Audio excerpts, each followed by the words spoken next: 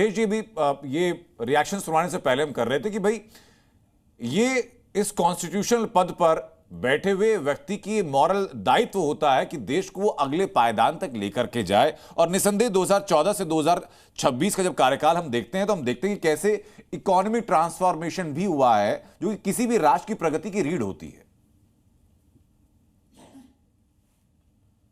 देखिए, अब अगर आप, यही तो तुलना की विषय होती है। पहला बजट हमारा 193 करोड़ का था।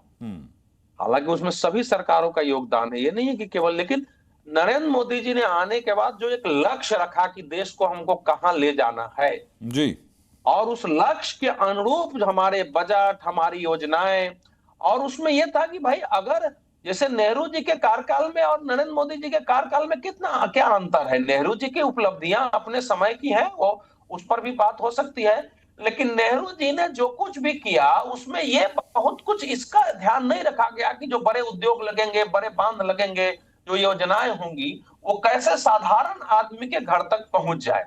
मोदी जी ने शुरुआत यहां से की कि पहले साधारण आदमी को सामाजिक न्याय के नाम पर उसकी जेब में कुछ पैसे जाए, और वहां से जो छोटी छोटी योजनाएं थी, उस समय किसी की कल्पना नहीं थी कि एक शौचालय बनाना इतना बड़ा होगा, लेकिन आज कल्पना करिए, महिलाओं को बाहर जाना पड़ता था, गांव गांव में हम लोग देखते थे, आज एक क्रांति उसको कहिए बदल गया है जी। उसी प्रकार से जो उज्ज्वला योजना दिया, ठीक है, लोग आज कहते हैं कि पैसा हम तो जाते हैं सब खरीदते हैं गैस और यूज कर रहे हैं, आलोचना अलग बात होती है, लेकिन ज्यादातर लोग उसका यूज कर रहे हैं। महिलाओं के नाम से करना, घर महिलाओं के नाम से करना, गिना रहे हैं सर, तो मुकेश केजरीवाल एक मंद मुस्कुराहट दे रहे हैं।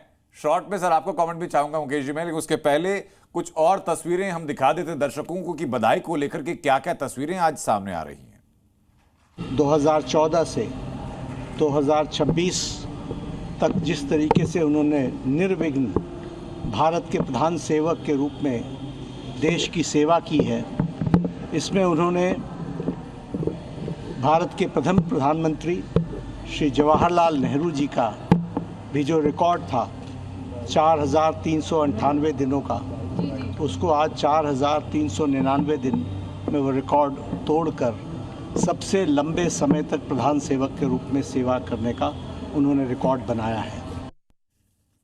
भारतवर्ष कैसे आगे बढ़े, कैसे उन्नत देश में परिवर्तित हो, कैसे माननीय प्रधानमंत्री जी का नेतृत्व हमें हमेशा मिलता रहे, माननीय मोदी जी दीर्घायु हो, इसलिए आज जगन्नाथ मंदिर में बड़े भोर से ही पूजा अर्चना आरती इत्यादि हम लोग कर रहे हैं।